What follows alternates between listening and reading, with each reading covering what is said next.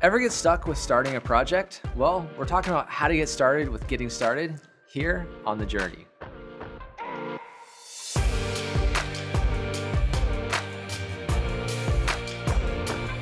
So, are you struggling with starting a project? There are countless resources out there on creating your project plan and all these different things, but they all assume that you already have a plan in place. You already know where to start. Sometimes it's just not there. And if you're thinking about something that you're procrastinating about, that could be a good idea of where you can start with trying to figure out, how can I get started on this? It's maybe a big project that you're a little apprehensive of actually going into. That's the perfect thing that we're going to help you with. Let's start with overcoming your fear of getting started. We all have fears of different things, and it's usually of the unknown. Whether I don't know where to get started, I don't know if I can do it, I don't know if I can finish, I don't know if it's worth it. There's some sort of unknown or some sort of fear preventing us from getting started. That's kind of the first hump that we have to get over. So one way to combat that fear, start a to-do list.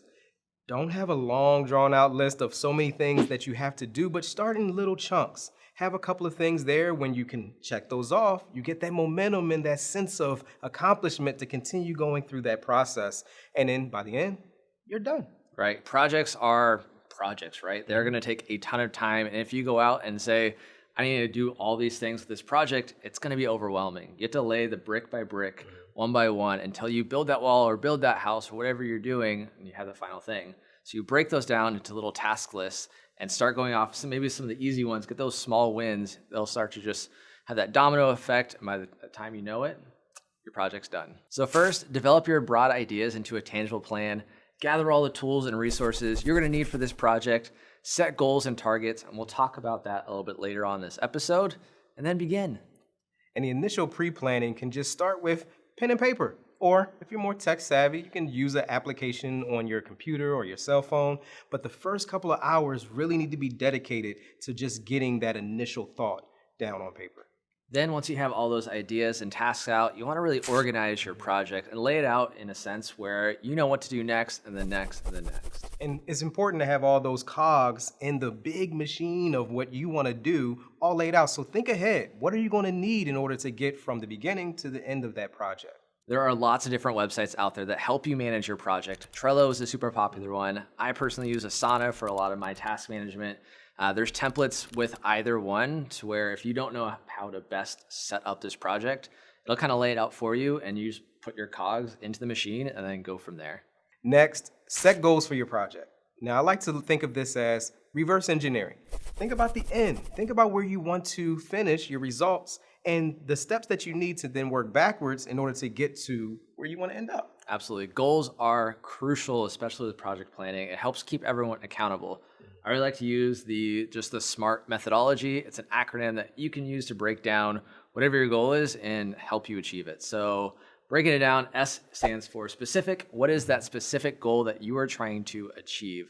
And don't just say, so if we're like trying to lose weight, don't just say lose weight. What is it specifically? Are you trying to lose 20 pounds by when? Go ahead and add that in there. M is for measurable. How are you going to measure this? How are you going to know when you're successful with your goals? There are a couple different options when it comes to A, but when I think of A, it's for the actions that you're going to take to get to your goal. What are the steps in place that you're going to do to hold yourself accountable or hold your team accountable to those goals? R is relevancy. Is it relevant to your overall goal of this project?